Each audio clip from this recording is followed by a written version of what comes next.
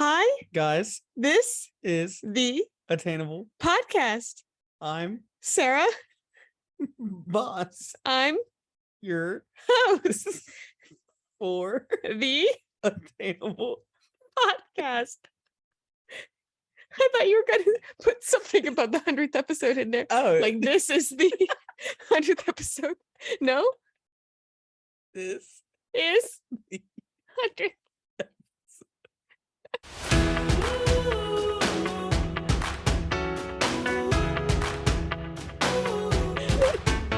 Hi guys, welcome to the Attainable Podcast, and welcome to a very special episode because, as you already know, it is the 100th episode of Attainable Podcast, you pointed out, it's almost 2 years.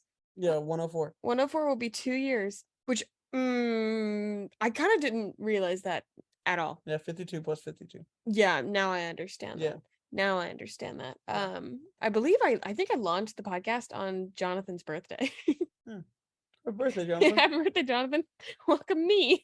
So this podcast is going to be a little bit different. We're going to have some fun. It's going to be a little bit longer because we're doing a 3-part episode for this 100th episode party. Part 1 is going to be me and Joseph. We're going to be doing a Q&A, and then part 2 I'm actually bringing on a guest that I've been wanting to bring on for a very long time, my mom, which Susan Baus is just, I'm excited because for those of you who don't know her, like, you guys are going to be meeting her for the first time. Some of you know her in real life because a lot of you are my actual friends in real life. However, podcast family has never met my mom, and my mom is a different person. She is freaking awesome. And so we're going to be doing an advice column, which I think is going to be really, really fun. The advice that my mom gives me is always like, I think she gives great advice, but if you think I'm blunt, you'll meet who I got it from. And then at the end, I'm going to be sharing the 3 major lessons that I've learned over the course of 100 episodes. So this is going to be a party. It's going to be very fun. Very exciting. Very exciting. Are you ready for the questions? Yeah. You ready to get into it? Also, before we begin, I feel like we should explain our current location and why there's Oh, yeah. there's this weird headboard thing behind us that's not centered on the bed that we're currently And do you think in. anybody's worried about my face? Yeah, and the face tats. If you are watching the podcast, I guess this is also mostly an audio podcast. It's mainly, yeah, but if anybody's on Spotify, I think, I don't know, or what? There's not a single word. No, I didn't finish a single sentence that came out of my mouth. We've got 50-50 about Spotify and Apple, but a lot of the Spotify listeners actually do watch the Spotify video. So if you're watching the Spotify video, 1, yes, we are recording this in a hotel. 2, here, hold the mic. I'm gonna get really close. I have face tats on. Yeah, so up at the top, show it. Yep.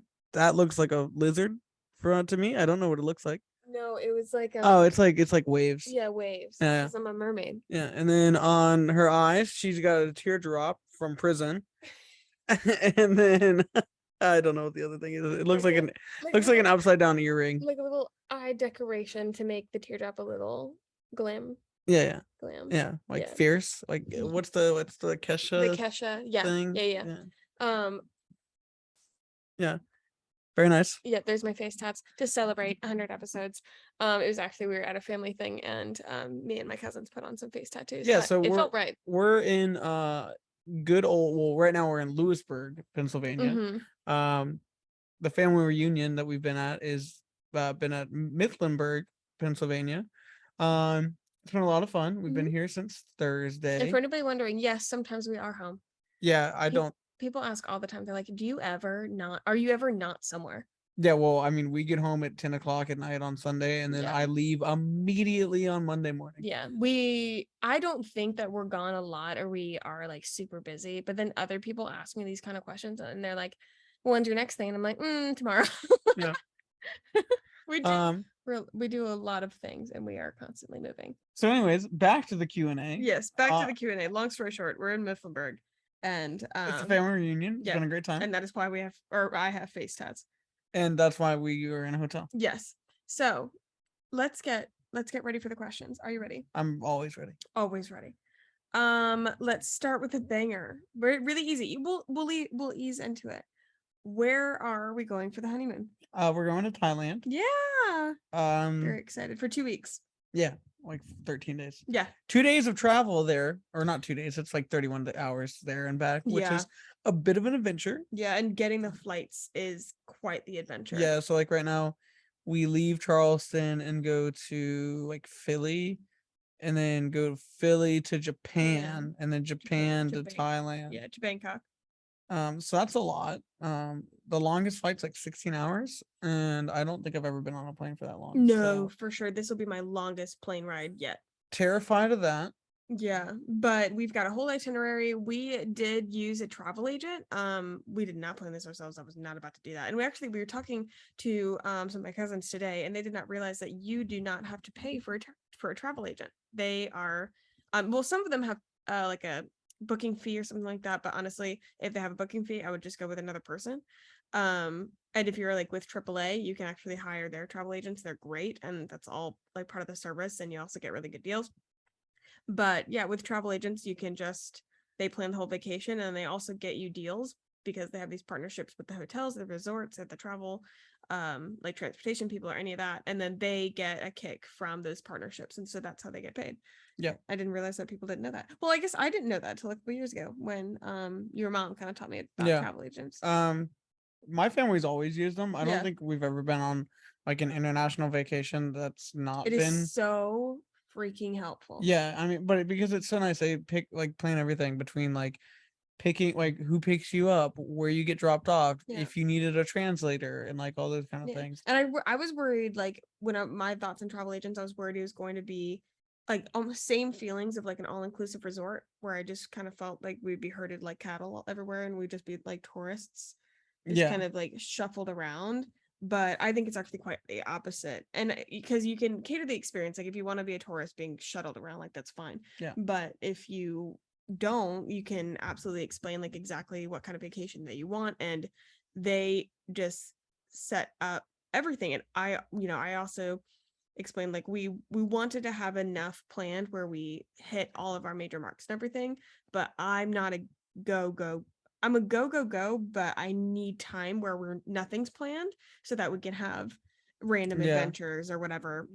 And you just kind of communicate that. And like trying to find places to eat. Yeah. And so anyway, so we worked with a travel agent, and so we've got a full itinerary. We'll be in Bangkok, and we'll be in Chiang Mai. We'll go to the Golden Triangle, and then we'll go to Kailanta. I think I'm saying that wrong because honestly, I haven't seen that name of that island since I last looked at the itinerary, and that was quite a while ago. Yep. I'm probably making that up. Couldn't tell you. Well, we're going to one of the islands, ending there, and then we'll fly to Bangkok and be there for like a day to sort of rest up before we get back on the plane back home. But yeah, we're going to be gone for almost 2 whole weeks, and we are extremely excited. Oh, really quickly, because I'm sure people are going to ask, why did we pick Thailand? Oh, yeah, I was actually gonna say that. So I think we're both like trying to do all 7 continents. Yeah. And Asia was our next big one. Yeah, so we're between Asia and Africa, and it's just significantly cheaper. Africa is so expensive. So expensive. When we were looking, because we were thinking about going to Morocco, because of course that's the northernmost, and I'd say probably the easiest place to get in Africa. Yeah. For us, and for the same price as 2 weeks in Thailand with all like luxury things, because Thailand is also extremely cheap once you get there. You get there, the planes not so much, but if you can find a great plane deal once you're there, dirt cheap. So we are doing all luxury, everything, private tours, private transportation, all the thing, and for 2 weeks.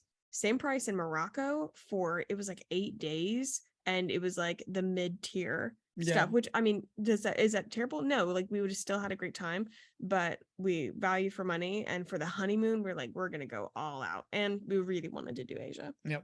Anyway, okay, next one. Thoughts on moving in together before marriage? Yeah, I was before. We've got kind of like differing. Yeah, I wanted to move in together like before we even got engaged. Yeah. But then you didn't. So yeah. My whole thing was like, I did not want to get financially attached to somebody, and this was not. I'm not saying like, this is excluding when it's you, because when you're outside of a relationship and you're kind of making your own rules, it feels very different than when you're in a relationship.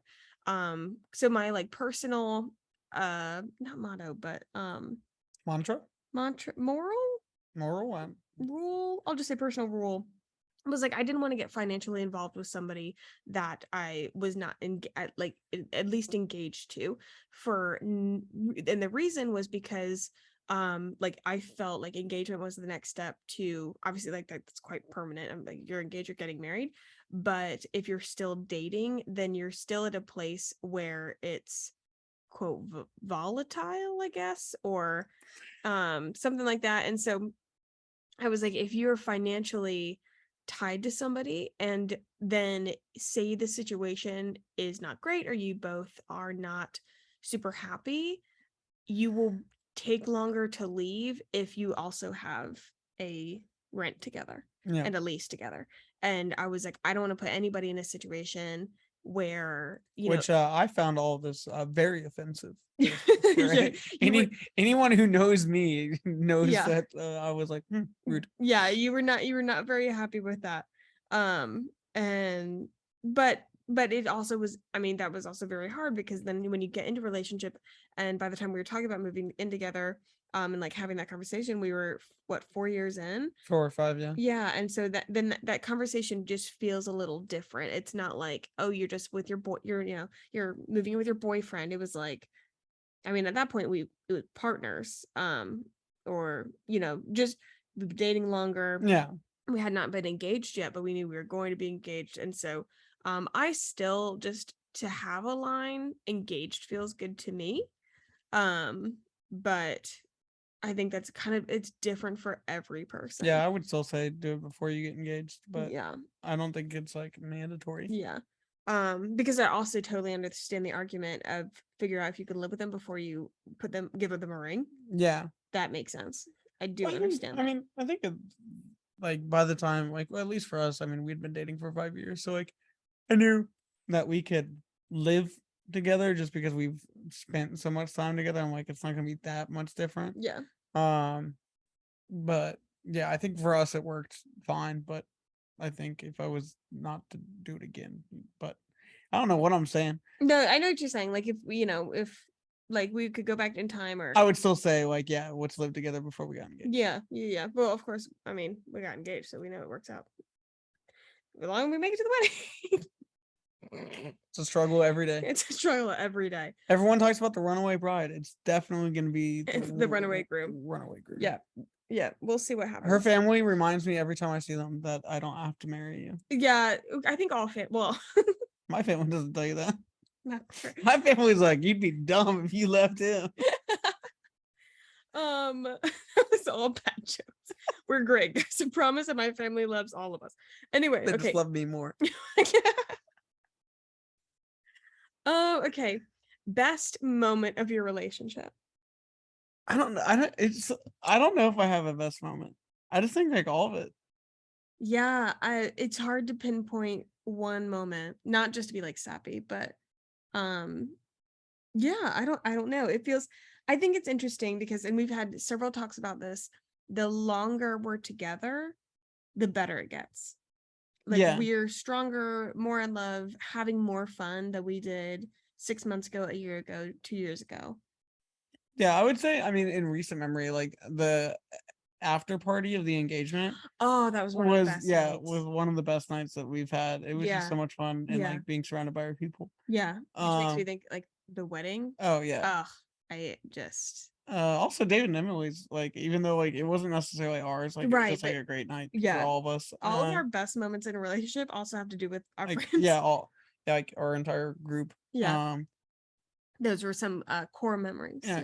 Graduation, when we both graduated, was cool. Yeah, that was very fun. And Greece. Yeah, Greece was really together. fun. That was the first time that we truly like traveled together, and because like otherwise we'd just gone to like Disney World. Traveled internationally in that big of a trip. And when you do travel with somebody, and especially on a trip like that, it just takes your relationship to a different level. Some of the lofts parties were transformative. Parties at the lofts in Columbia, South Carolina, really those were moments.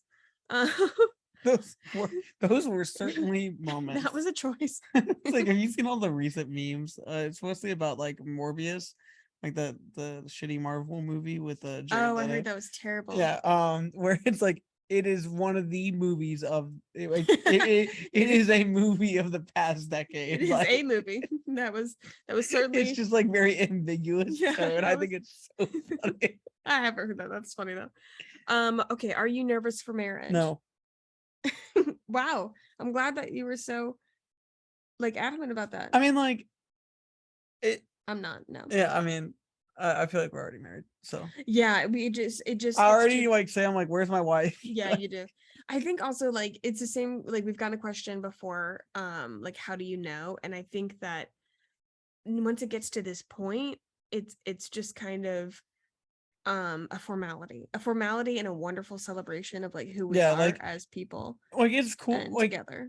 I don't know. I feel like a lot like when we got engaged and everyone was like, "Do you feel different?" It's a lot like when you wake up on your birthday and your mom's like, "Do you feel older?" And I'm like, "No." But Yeah. like it's like retrospective, like looking back, like, oh, this is different, but like you don't feel it in the moment. Yeah, like it's a step, but we already, you feel like in that secure place. with Yeah, I that think person. you're like once you're ready for it, you're like, I'm in it now. Yeah. It's not, you don't need like the actual act to Yeah. So to get there. Yeah. I'm not, I made a decision a long time ago that we were gonna spend the rest of our lives Yeah, together. we also talk about getting married like early all the time for like lots of different reasons. We're like, you but- know what if we went tomorrow to the courthouse Yeah. and just did it? Yeah. Which And most of the only reason I don't want to do that is like, I don't know why I get so hung up on like, I don't know what day to celebrate my anniversary anymore. And so like, you've had conversations about that because you were like, what about like, do we celebrate our anniversary on our wedding anniversary? yeah, or because now, like our dating the anniversary? paper. What? Oh no, you've asked about like when would our anniversary be, like our wedding anniversary or our dating anniversary? And I'm No, like, it's we would- absolutely the wedding. Yeah, but you were a little bit sad that we'll just kind of lose that day. No, we're not gonna lose. Anyways, I Or was we more just celebrate twice. absolutely. Oh, 100%. I was saying like my wedding certificate or whatever that's called Mm-hmm. says X date, and then I'm actually like doing the marriage on another date. And I'm like, Wait, on the marriage certificate, do you put the date that you got the certificate or the date you're having your wedding? well, like if we get married earlier. Oh yeah. If we were to like go to the courthouse now and get Yeah. married and then. Yeah, so Oh yeah. that's what stresses me out. A lot of COVID people did that. They had like a Yeah, little like thing. Chris and Christy. Yeah, and then it's like, when's your anniversary? And they're like, I don't know. And I'm like, I don't know either, man. Terrifying. Terrifying. I'm nervous for that. I'm nervous for them.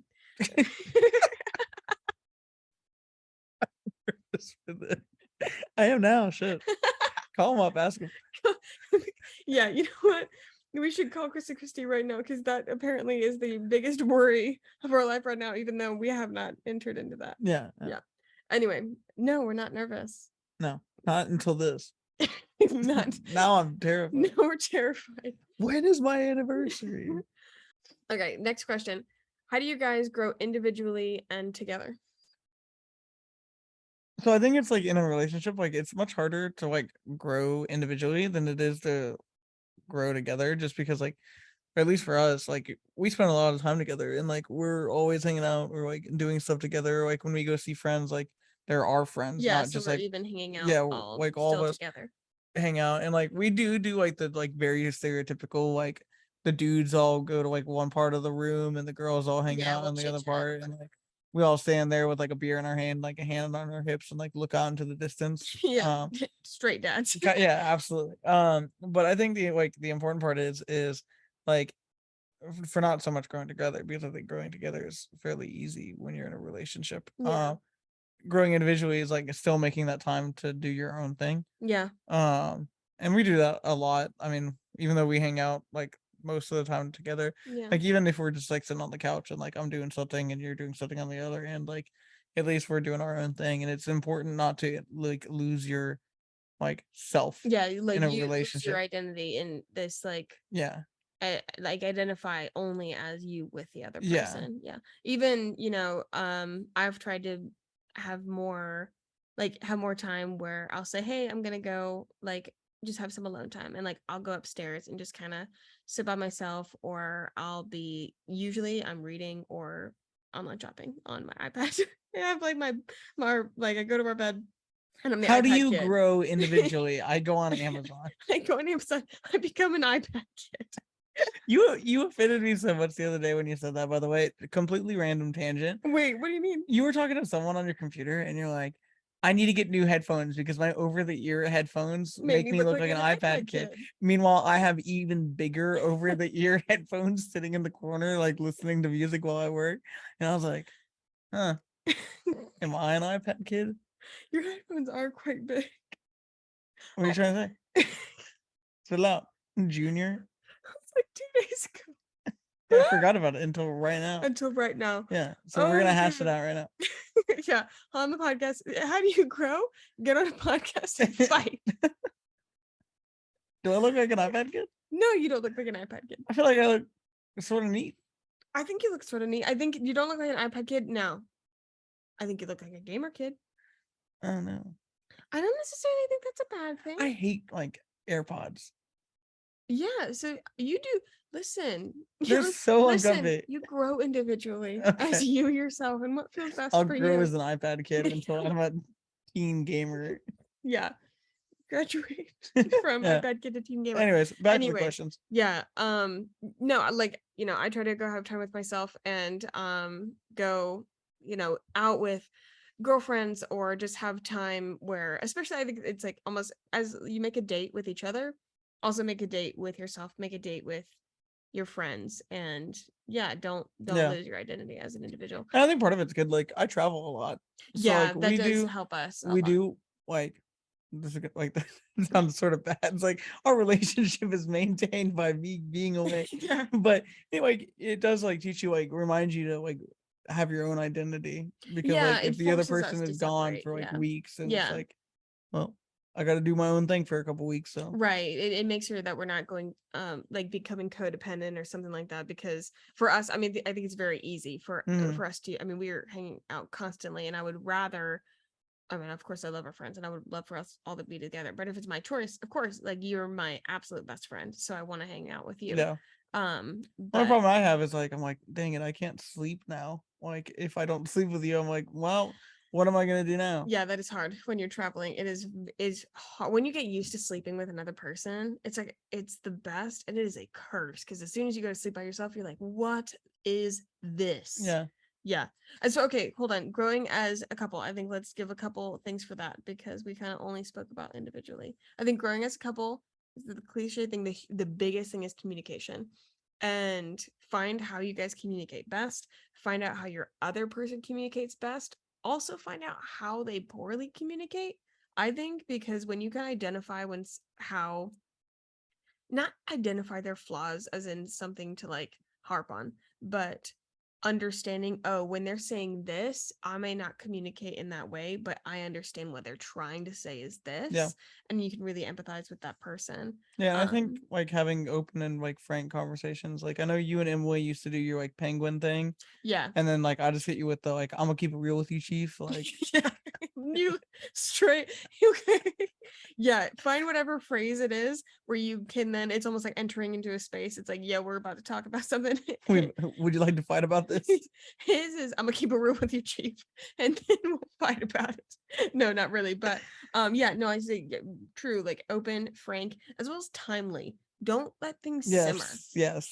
Like don't reach a boiling point. Like take the pot off before you get there. Yeah, because everything will be better if you just deal with it early. I think that it keeps with any nuance. It takes away any like nonverbal communication that would then heat up. Yeah, and if you're just like mildly upset about it and like then you like sit on it for 3 weeks and you're just like angry.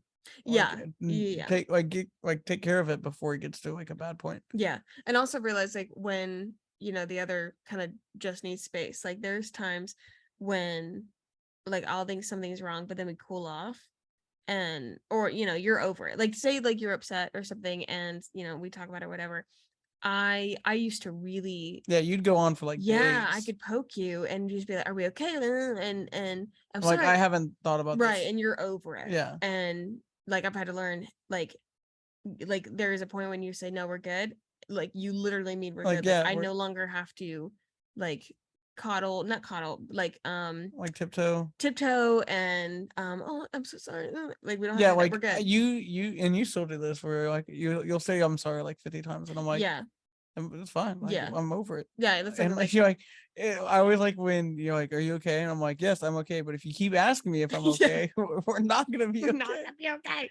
We both do that. Yeah, but that's a good thing. Like, hash it out or talk it out right then and there, and then completely drop it, let it go. And for both of your sake, just like forgive each other, forgive yourself, and then move on. Okay. Will you ever leave Charleston? Yeah. Yes, 100%. People ask if we're like moving or whatever. Of course we got the house about a year ago, a little over a year ago. I think we'll be there for, I'd probably say minimum 5 years. Um Yeah. but Well, it's hard for me because like moving to Charleston was like my 15th move. Yeah. And like so I'm pretty cool with just like chilling. Yeah, but I'm not. Yeah.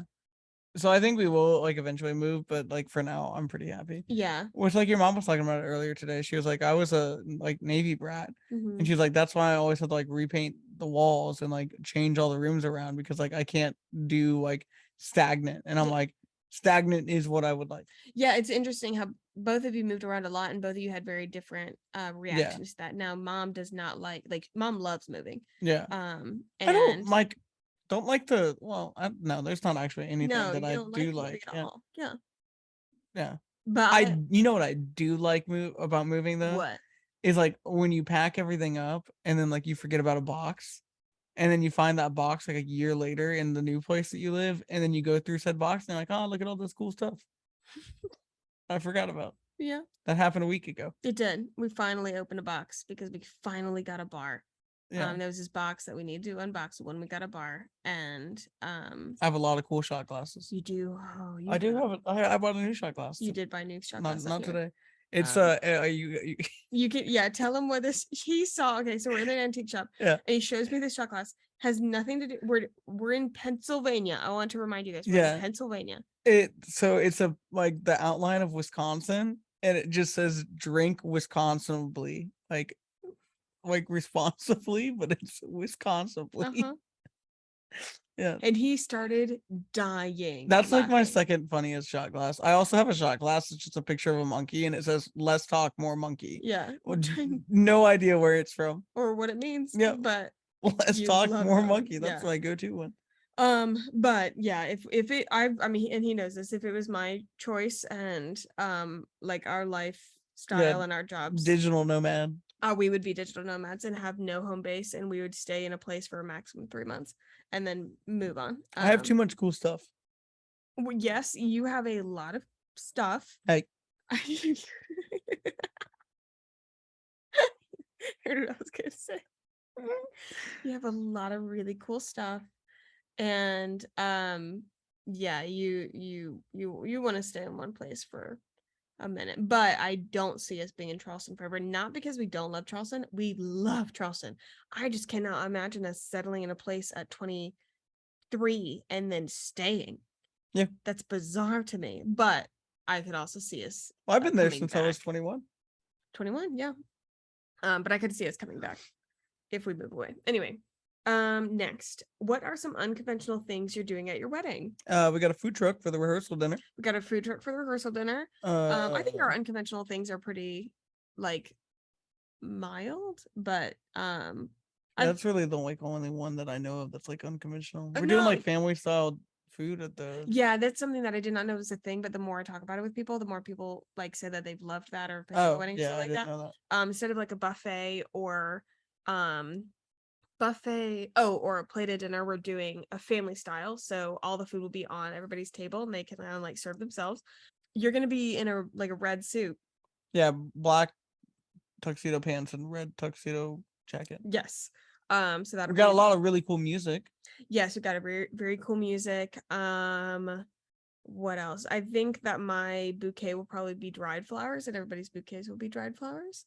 Yeah. It's not like super unconventional, but I think that all our music for the ceremony is pretty unconventional. Pretty much all of it. Yeah. Mom, if you listen, I got a banger for our walk-in song that you're not gonna know. Yeah. That would be really good. Everybody knows mine. So I will be walking down the aisle to Come to Me by the Goo Goo Dolls. And then we'll be walking out. Wait, do we want to leave that as a surprise? No, that's fine. I've forgotten what I'm walking in. Never mind. I just said that. Yeah, with your mom. Anyways. Yeah, that's one song. Or that's the same song anyway. So, and then we're walking out to Superstition, but no, we're not. No, we're not. No, that's what we're walking into. Disregard everything I'm saying. So okay, we're walking. I don't know why this has been the most confusing part of the entire wedding to me. Yeah. Oh, guys, literally, there's too many songs and not enough. Yeah, every time we've talked about a song choice, he's like, "We already picked that," and I'm like, "No, we didn't." He's like, "We picked this," and I was like, "No, honey, we're doing that for." The major thing is, you got mixed up like when we're walking out of the ceremony and when you're walking, into the reception. Yeah, I thought that was the same thing. Yeah, okay. And then also what you were walking down the aisle to, that was like a question. Well, I thought everyone was walking down to that except for you. Yeah. And the thing is, guys, we've gone over it so many times. Every single time we talk, he still has something where he's like, "What the fuck?" And I'm like, "Honey, I've outlined this for you so many times. And not only have I outlined it for you, we made that decision together." I feel like I need like a PowerPoint. Yeah, honestly. What's okay? I'm walking in to Come to Me by the Goo Goo Dolls. We're walking out to let's just do the bands. We're walking out to Panic at the Disco. Of the ceremony. Yeah. We're walking into the reception to Superstition. Oh, not into the ceremony, into the reception. Now I'm confused. We're also Panic at the Disco is not correct. That's what. No, it's not Panic at the Disco. Who's it? My Chemical Romance. Right? Thank you. My Chemical Romance, not Panic at the Disco. I was like, hold on. You know what? Do I know what's going on? Okay. We're not even gonna get married. You know what's unconventional? That we don't know. We don't know shit about our wedding. I don't know shit about fuck. Oh God. Okay. Do you believe in love at first sight? Yeah, why not? I don't. I think it's for some people. Well, okay, that's hard because people say like I believe in love at first sight. I think we've had this discussion. I don't believe in soulmates. In the way that people like talk about soulmates. Like, yeah, I guess so. Yeah. It is hard for me to say that we aren't soulmates because I'm like, I mean, gross. I was really gonna go sappy. You said absolutely not. Let's just stop that one. But like, I mean, you're my best friend. Like, I couldn't imagine anybody that isn't, like, I mean, I feel like you were like made for me. But I also think that it's like it's nice to think of it not as an involuntary thing, like not something you have soulmate, you can't help it. Yeah, but also like you found it on your own, like that you found them on your own and you chose them. Like it is a choice for this person. Yeah. I think soulmate, how people think of it really glosses over that choice and that commitment to the other person. But I do, believe in like I think like the older you are, the better the love at first sight works. Really? Because like I would not say that it was love at first sight for us because we met each other in 3rd grade. Yeah. That would be weird. That would be weird. But it would be a cute story. That's what we should tell people. Yeah, we should lie. Hallmark movie. Perfection. Anyway. So yeah, yes, you believe in love at first sight. You do too. You don't believe in soulmates. Yeah. I don't believe in soulmates. Yeah. Do you Same page. Same page. High five. Then we get this a lot. Yeah, I've been surprised on how many times it's happened this weekend. I'm like, we're not I always thought it was like sort of a joke. That people like as soon as you get married, it's like, when are you having a kid? Yeah. So when are you having kids? We had like a 45-minute discussion of like what everyone in our family was going to be called. Yeah, and Sarah chose wrong on everyone. I thought it'd be fun to have weird names. Yeah, no. Anyway, do you want kids? How many and when? 1 kid. Yeah, you answer this. 5. And I'll answer this. How old are we? 25? We're 25. 5 to So 7. you do want kids, first of all. Yeah, I said 1. Well, the question is, do you want kids, and then how many and when? I feel like if I say I want 1 kid, that I feel also like you implies glossed over that first part. 1 Very rude. 1 kid. Okay. Solo child. Mhm. Only child. Mhm. How many? Uno. Yeah, we understand. When? I would like 1. Would you like to give your timeline, sir, or reiterate I would that like to for me? have 1 kid in 5 to 6 business years. Okay. I would like to have 2, and yeah, I'd say about 5 years. I wouldn't be surprised if it was like 3, but in my head right now, 5 feels really good. Yeah. Um. Which I think to some people sounds so freaking long. Yeah, I But don't know. Like, I see like both like sides of it because yeah. like people like have kids early so you can like enjoy your life later. Not that you don't enjoy your life when you have kids, but like live your Yeah, I life know what later you because mean. like they'll be 18 and like out of the house by And the then you'll be time you're younger. Yeah. 40-ish, Yeah. maybe. I don't know. I don't know how numbers work. Yeah. Yeah. But like also it's like what better time to enjoy your life than when you're 25? Yeah, and it's weird because like I always thought I would be a young mom. I've always wanted to be a young mom. Like I had younger parents, and so that's kind of the only. But your parents aren't that much younger than my parents. Well, I would say then.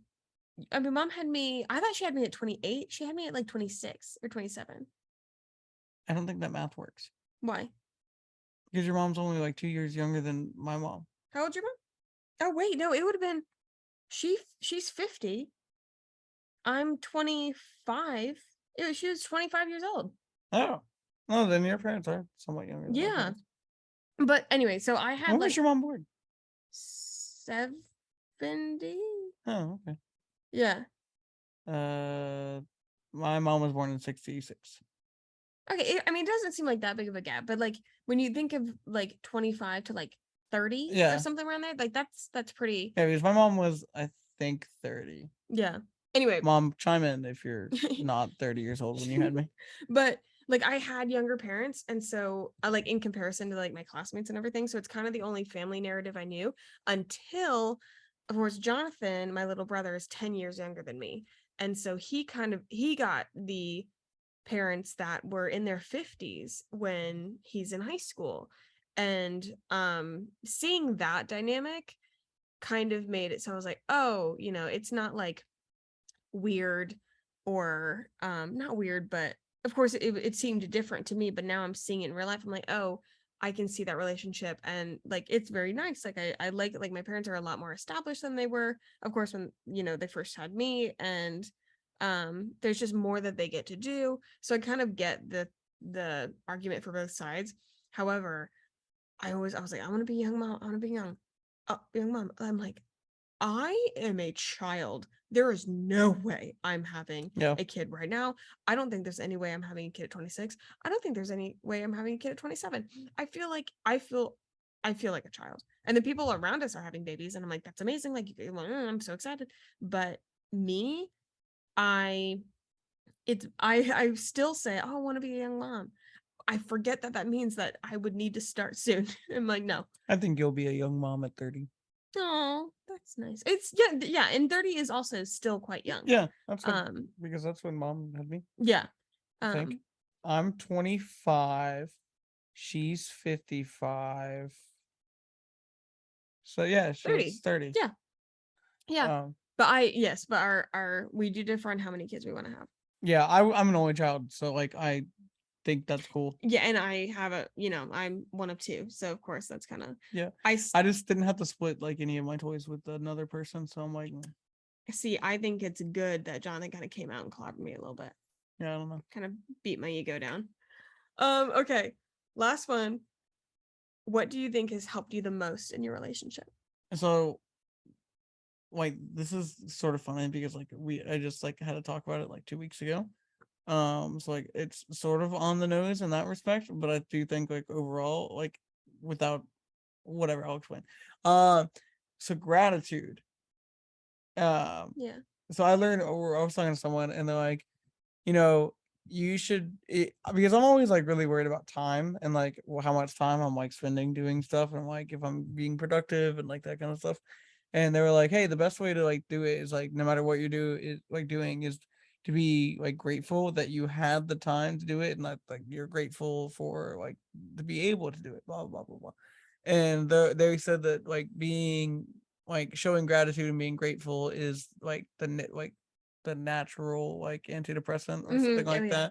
that. And so uh I've just been like trying to do that a lot more the past couple weeks, and be like, I'm grateful for you, or I'm grateful to be able to spend the time to do this with you.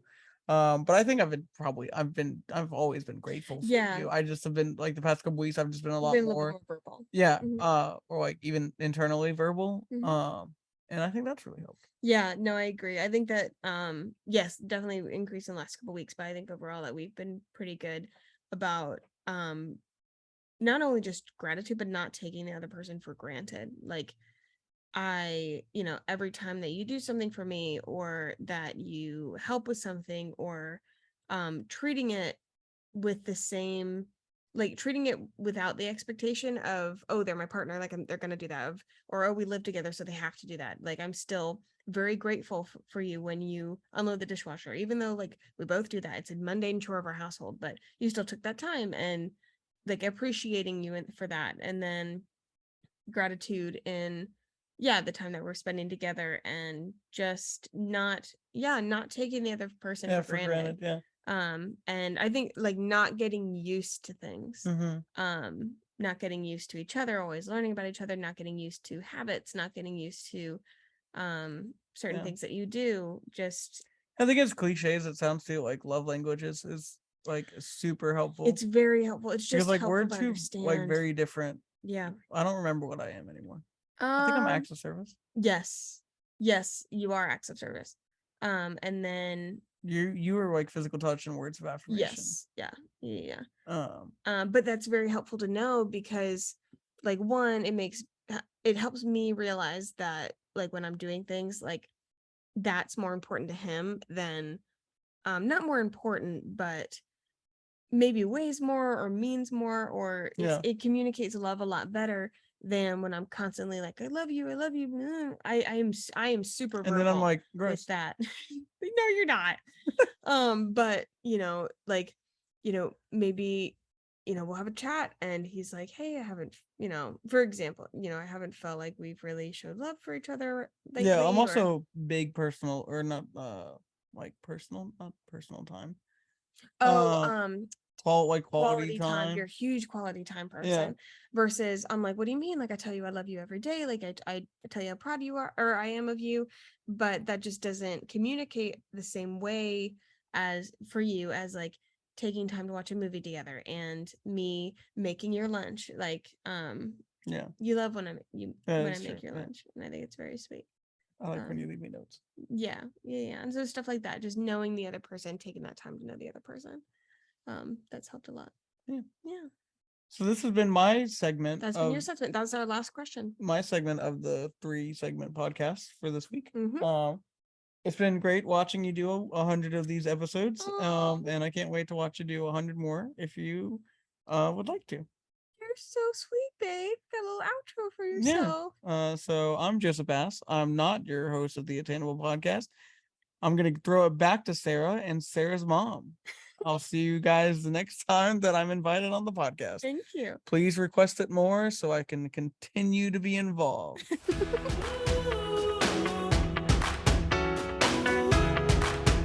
Hi, Mom. Welcome to the Attainable Podcast. Thank you. It's your first time. It is. For the 100th episode.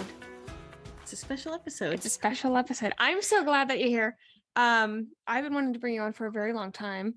And yeah, we're going to do an advice episode for those listening, or an advice segment, which my mom gives the best advice, in case you did not know.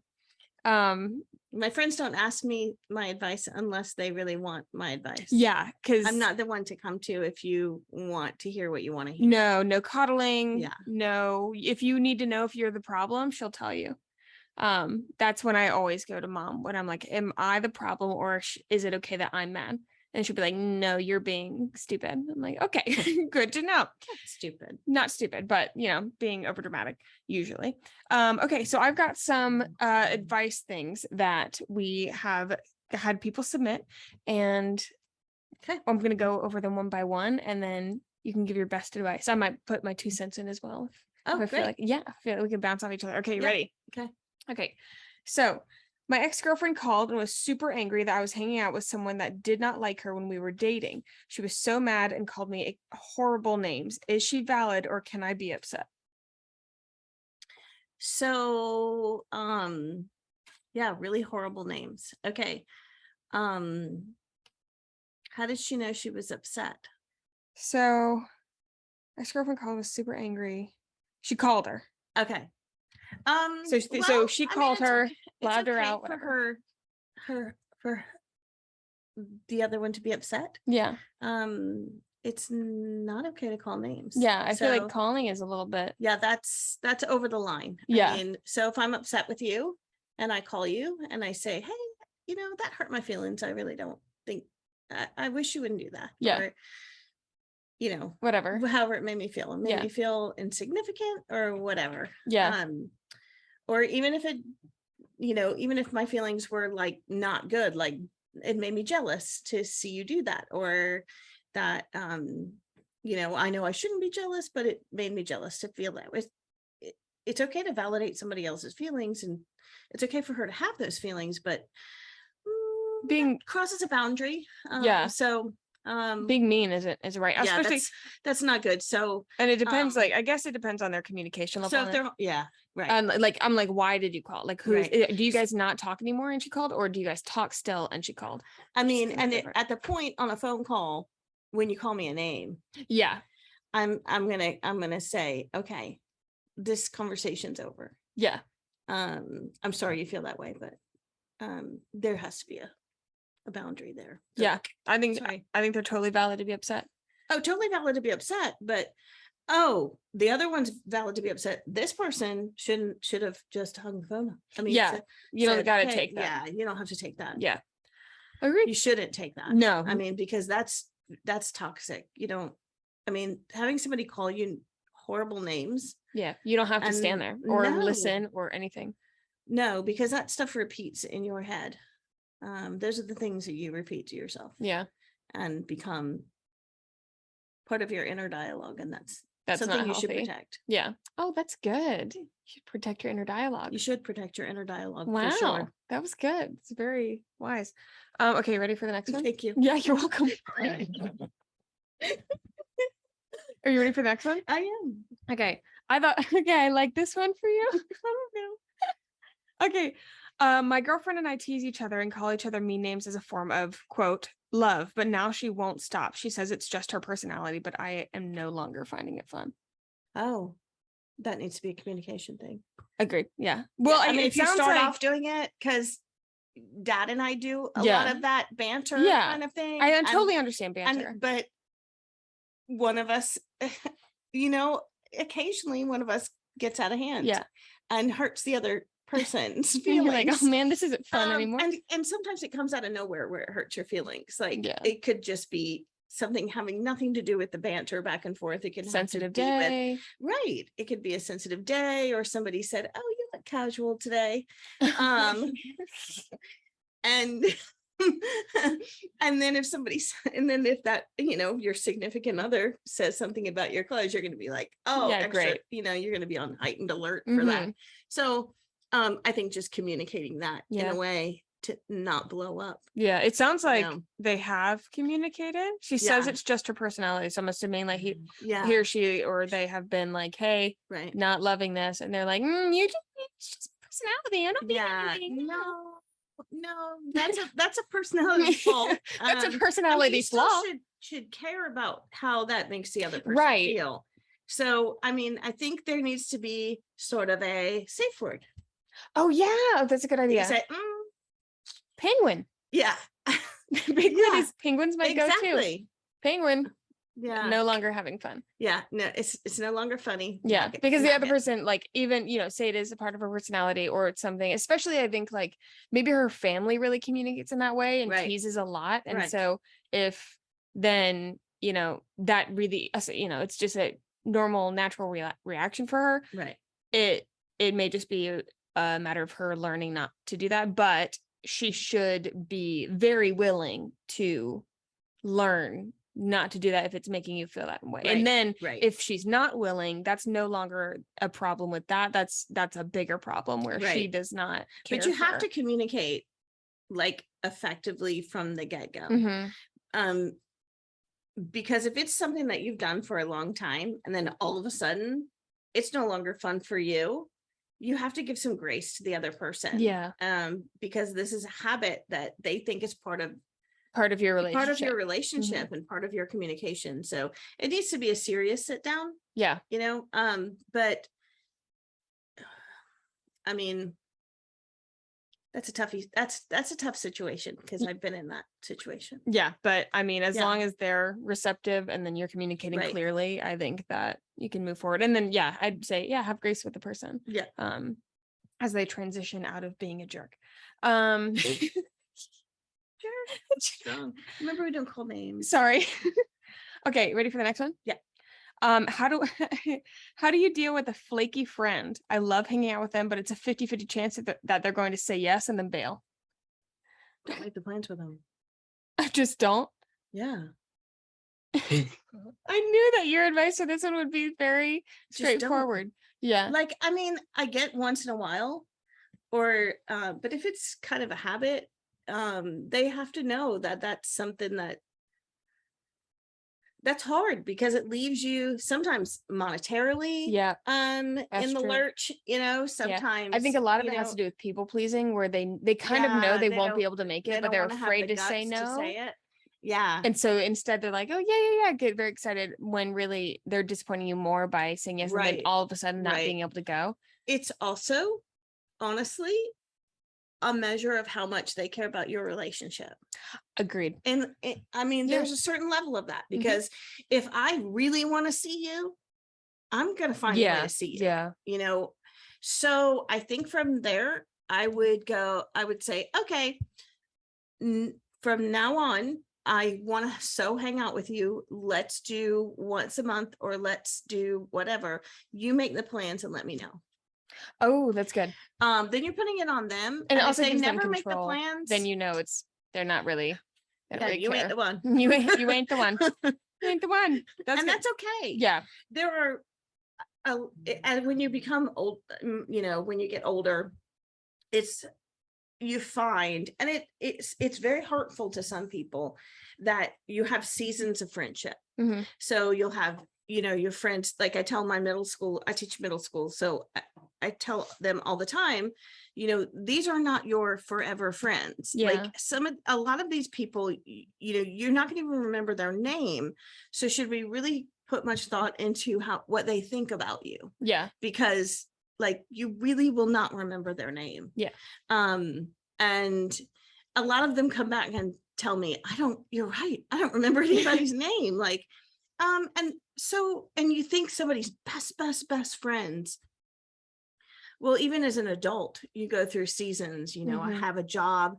I have a wonderful friend from a previous job that, I told her, I said, I'm not great at keeping up with people. So, we could be phone friends from here on out, and it was the honesty of it. Yeah. And she'll call me and she go, this is your phone friend. And it's so lovely to hear from her. And I absolutely adore her. Like, I mean, she's one of the people that I just really think so highly of, but we don't hang, and even she lives within 20 miles of me. Yeah. But it happens that way. And so possibly that's where that is. Yeah. That it's just a different seasons phase of friendship. Yeah. I like that phone friend. I tell people, like friends like that, especially if we move away or whatever, or if we find ourselves, we'll meet back, but it's been a long time. I'm like, hey, I'll just let you know, I probably won't call. Yeah. But like, if I'm in the area, like, especially if we moved away, I will call, see if we hadn't have lunch. Like, it might be every 5 years, but I want you to know I'm always there. Right. Kind of thing. If you're cool with every 5-year friendship. Right. A phone friend. A phone friend. Okay. I constantly speak negatively about myself. I know I do it, but I don't know how to stop. I want to have confidence, but I automatically assume I'm not good enough. Yeah. That's that's really hard. Yeah. And I'd love to know how old that person is. Yeah. Just at it, but it happens at older people too. So I really shouldn't say that. And it could become really, really bad. And one of the things as a young person, if I had to go back and give myself advice, it would be to protect that inner dialogue so that didn't happen. Yeah. Because you tell yourself even if you're just thinking of something that someone said to you, in that. you don't realize what, your words do. Yeah. And how much that person repeats them, to themselves. And, but this person once told me that. It's like, everybody can remember that. Everybody can think right now about, the worst thing somebody said about you, and you can think about it in your head over and over. So you need to protect that. And immediately when you catch yourself thinking of something like that, realize that is, not every thought that you have is true. Yeah.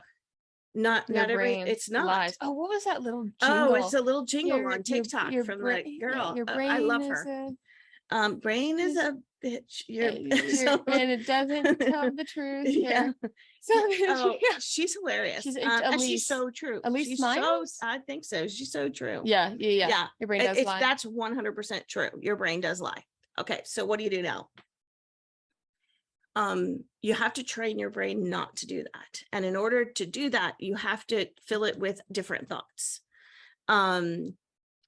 I have stickies all over like my desk, that I think about what kind of person I would like to be. Like, if I could manifest the person that I want to be, what would it be? Well, I want to be somebody that encourages everyone no matter what. So I put like, I encourage, I'm an encourager. And so it reminds me when I'm tempted to not be encouraging, or I'm tempted to not to tell myself, nobody cares about what I think, or, but you look at that and you see it enough that you repeat that in your head.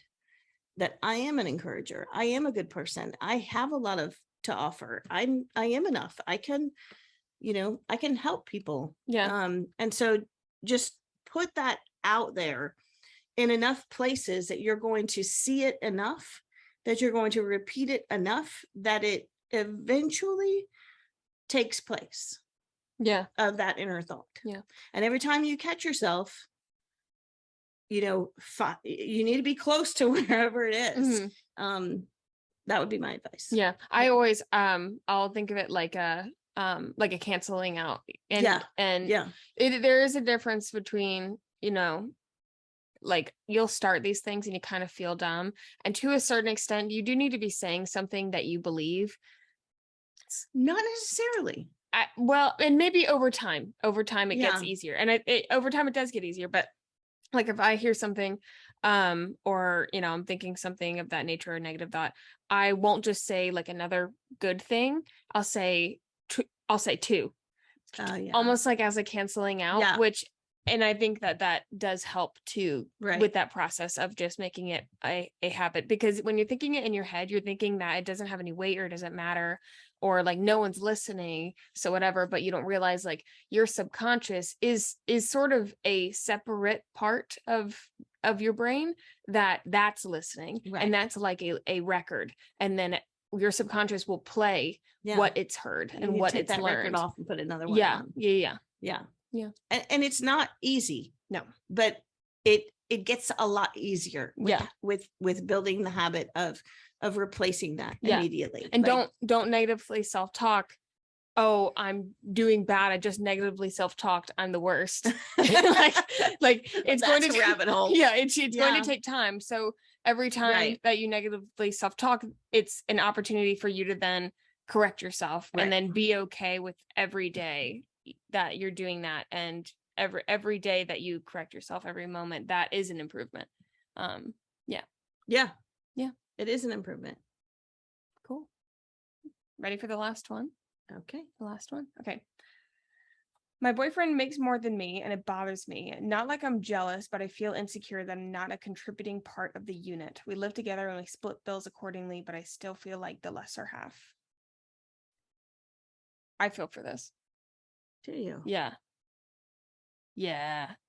Me and Joseph have had conversations about this, especially before I had the full-time job, where like entrepreneurship is very up and down, and there were seasons where, you know, things were a little bit harder, and I always felt quite guilty, because then when we moved in together, it wasn't just me, like, you know, I had a responsibility to him as well, or felt, you know, and so it felt like I was taking him on that roller coaster. And then of course, not, you know, there were seasons where I wasn't able to contribute like I wanted to. Right. And that doesn't monetarily. Monetarily. See, that's the thing. Yes. that is the tricky part of it. Yeah. Because money's important. Mm-hmm. But it's not the only thing. But it certainly isn't the only thing. And if that person, if their partner is making more money than them, but they're contributing something, and it's not a problem to the other person. Yeah. But it's a problem to you, then think about the things that you're contributing more than them. I mean, because it's always a give and take. Mm-hmm. And just like the seasons of a friendship, the seasons of a relationship like that. Yeah. It might not always be that way. I mean, that person could lose their job, or, you know, not be able to make as much money, and you're, you know, coming in, and would you mind doing that? No. Right. You know, of course you wouldn't. So it's trying to put yourself in the other person's shoes, as far as, you know, if it doesn't bother them, why is it really bothering me? Why am I insecure about this? Yeah. And most of the time it comes back to that you don't feel like you really deserve someone to take care of you. Yeah. And in that way. Yeah, I did have a like, issue what do I, with you know, like kind of, yeah, like, I don't deserve, you know, I don't I want had an that. issue with feeling reliant. I used to use that word. You don't want to be dependent on somebody else. But also that's kind of what like a marriage or a relationship, not dependent, but like there, you have to be okay with leaning on that person, because that is literally their job. Right. And there's going to be times when they lean on you. And I agree, if like you think, you know, hey, if they're in the situation and they needed help, could they lean on me? Like, could, you know, whatever. Absolutely. How are they leaning on me right now? How are they? Yeah. You know, because it's going to be something. Mm-hmm. I mean, you're always giving something. Yeah. It's just might not be money. So maybe listing out the things, sort of like a pro and con list, but list out the things that you contribute, that you're doing, and then look at that and go, okay, yeah, all right, you know, and then you might be able to put it into some perspective. And recognizing, yes, that monetary value in like the relationship, that's not the only thing that makes a relationship run, or your you know, any of that like effective or successful or anything like that. Right. So yeah, that's hard. I've felt that before, but it did always help that I was like, yeah, there's going to be, you know, there's things now that, you know, they have to lean on you for, and that you contribute differently or more. And then there's probably going to be a time that, you know, maybe monetarily they'll have to lean on you, and yeah, you wouldn't have a problem with that. So, no. And neither would, you know, hopefully, you know, communicate with your partner if you're feeling like this, for sure. This is more of an internal thing, but they should know. I think that's important for them to know. But my assumption is that they and ask them, how do I contribute? Yeah. Like, because you might not realize what you contribute to somebody else. There's been so many times when somebody else does something for me and they don't realize what it means to me. Or even dad, even dad, you know, he'll do some things and I'll just go, oh my gosh, you know, that kind of blow me away even today. That I just go, oh my gosh, that, you know. Yeah. And sometimes it's nice to just have that validation from the other person. Yeah. Yeah. To hear it out loud. Agreed. That was our last one.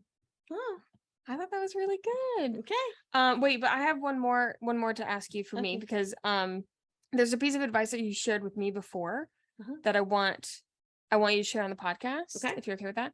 It's about dad's mom's dishes. It's the dad's mom's dishes story. Yeah. I'm going to let you take that away. You want me to tell the story? Yeah. Okay. So, so daddy's mom and dad passed away. And when, his mom passed away when you were about 1.5 years old, and we went up and put everything into a U-Haul and moved Pop in with us.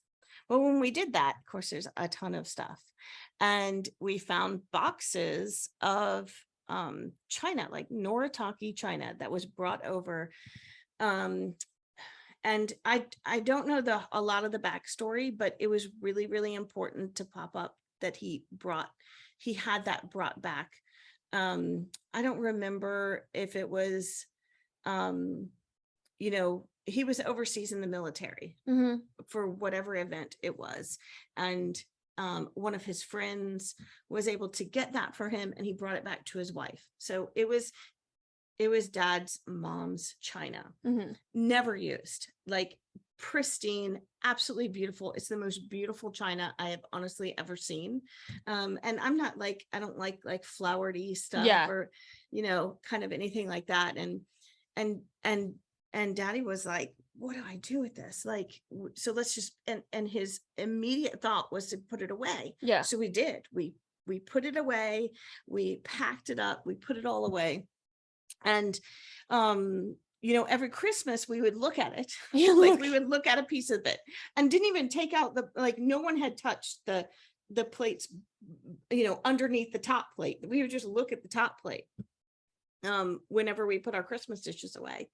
So every year we would see it, but never, ever use it. Yeah. And we just thought, well, we don't really have a special occasion yet. What are we going to use it for? And nothing seemed quite special enough for that kind of thing. Well, then we went on a trip. We went to Asheville and we got lost. It's the things the universe does to get you to, where you're supposed to be. Yeah. So, we were going to go to some falls, and we totally got lost, and we were both like in the car so irritated with one another because he was driving and I was trying to navigate, and he was mad at me because he thought I was navigating wrong, and I was mad at him because I thought he was turning wrong. And it was just bad. And I go, turn here. And it was like into a parking lot, and right in front of us was this little mom and pop antique shop, and I'm like, just get out of the car, we're just going in. We're no falls today, we're going into this place. So we went into the place, and inside of it, we walked probably 10 feet inside, and there was this huge, beautiful hutch, and inside of it was a set of that same china. And we both just stopped in our tracks because, this was something that you can't buy off the internet, not on replacement. You can't get it. It's, you just can't get it. And so we were just floored that we're standing in front of this whole cabinet of the same china that was his mom's.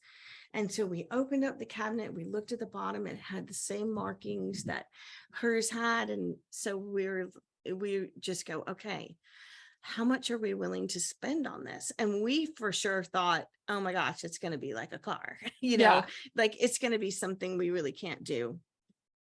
And I don't think they really realized what they had. But we went up to her, and she said, oh, well, it's not really marked. She couldn't find the price. So she said, just $70. Oh, wow. And I was like, I didn't remember that part. For all of it? There was probably 8 place settings, and some other pieces. And I go, okay, done. Wonderful. Great. So she's packing it and talking to us, and we're just sitting there going, how is this real? How is this even real? So we get home, and we, on the way home, we're talking, and we realize, why aren't we using this? What stopped us from using it? We didn't think anything was good enough. So what's going to happen? We're going to give it to Sarah, and it won't have any memory for Sarah. So it's just going to be like a distant relative's stuff they boxed up that didn't mean anything. It obviously didn't mean anything. Because he just left it in a box somewhere. So we made a conscious decision to start having dinner on, Sunday family dinners, Yeah. on the nice on the nice dishes. And so we started using it. So, that advice being, or the lesson being that, you should use the good stuff. Use the good stuff. You got to use the good stuff, Yeah. because now when we go and you guys get that, that's going to mean a lot more. It will mean so much more. And if you break a piece, then some of it came from $70 at an antique store. Yeah. So, so I mean, that made us feel a little bit better too, Yeah. because we were just like, we felt like we had a cushion. So Mhm. that helped. But you don't have to have the cushion. Yeah. Use the good stuff. Yeah. And if you're not using it, give it to somebody who's going to use it. Yeah. Like, use the good stuff. Yeah. Yeah. I love that story. I wanted you to share it. Yeah. Thank you so much You're for being welcome. on. This has been a long time coming. I think the 100th episode was the perfect introduction. Okay. I think I'd like to have you back. Okay. If You you're think? cool with it. I think so. I think I'd like to have you back. Guys, if you loved having Mom on the podcast, go over to Instagram and let me know, and write a review, all the kind of things. We do take like guest requests, and a lot of times people want guests to come back. So she can be a regular, because I mean, I go to her for advice all the time. So I'll try. that can be like a regular thing. Yay. Thanks, Mom. So next you guys are going to hear the next segment of the 100th episode. This is kind of like almost, Nice. yeah, like a special sort of thing. Yeah. Next segment is me, a solo one of me. And so I'll just kind of let That's awesome. me take that. Thanks for being on. Thank you for having me.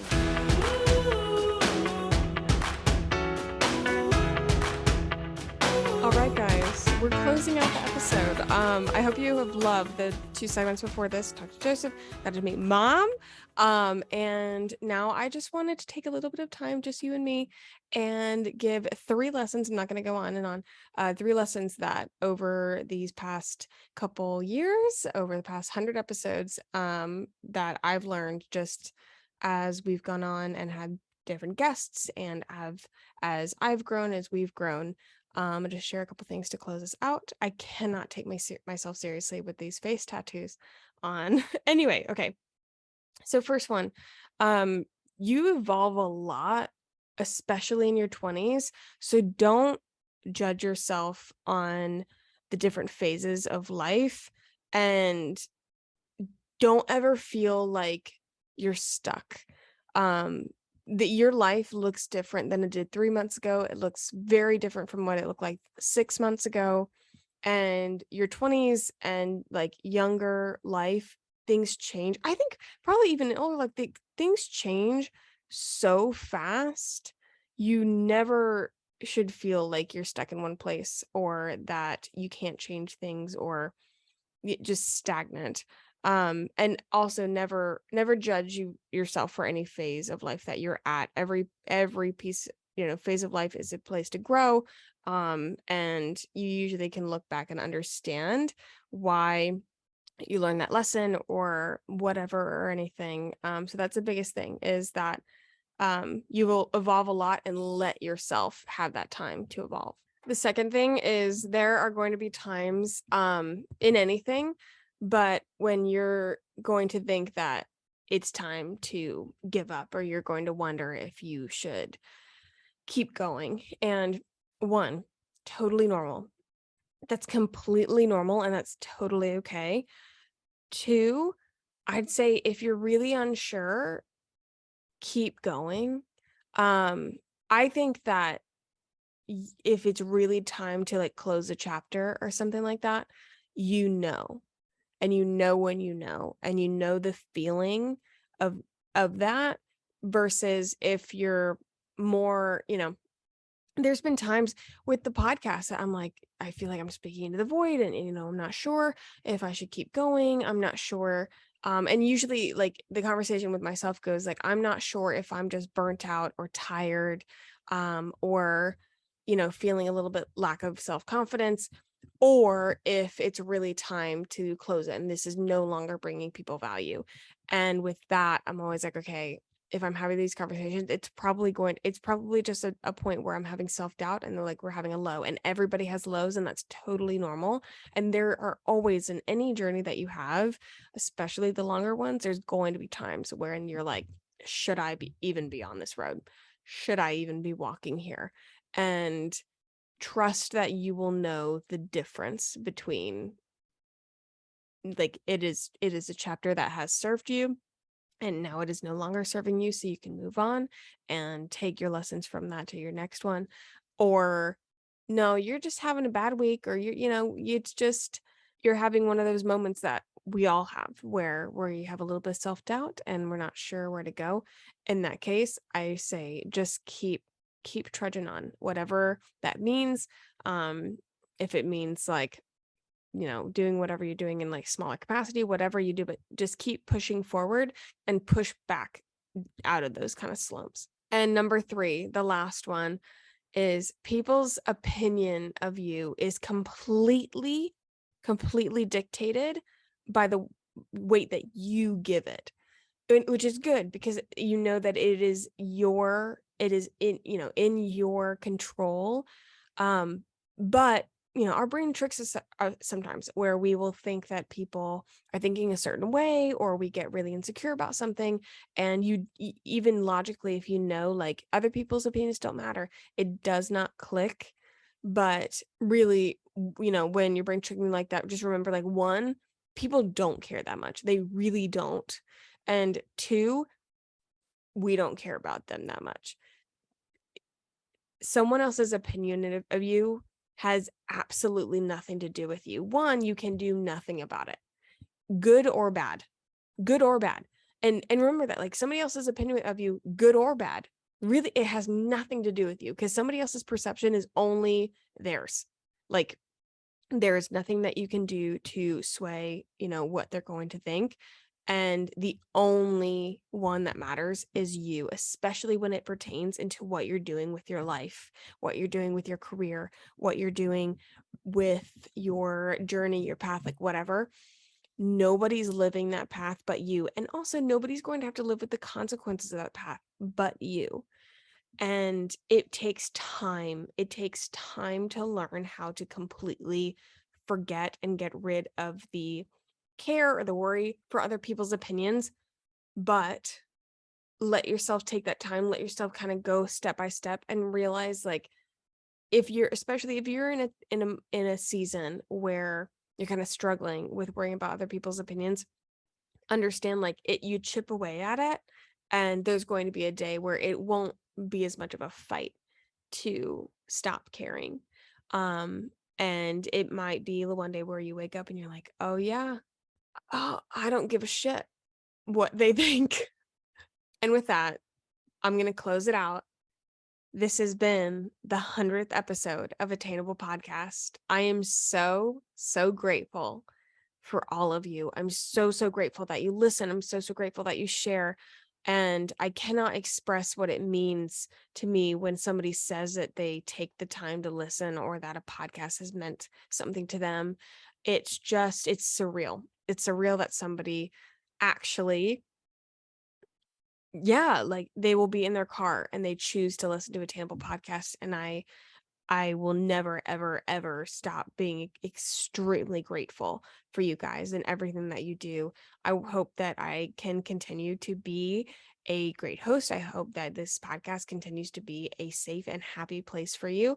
And yeah, none of this would be possible without you guys listening. This is your podcast just as much as it is mine. This is ours. This is our world. This is our community. And I just cannot express my gratitude enough. And you know the drill. I love you guys oh so very much, and have a wonderful week. And I will see you guys next time. Bye.